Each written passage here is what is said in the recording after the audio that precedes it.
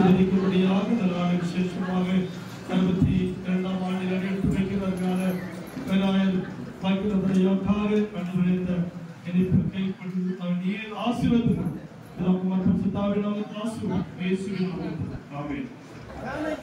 பாட விடு விடு பாப்பா.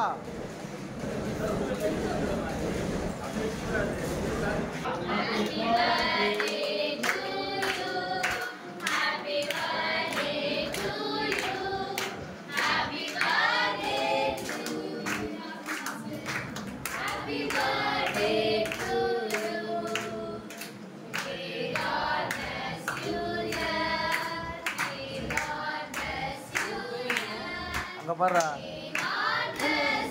ஏய் போட அவ்வளோதான்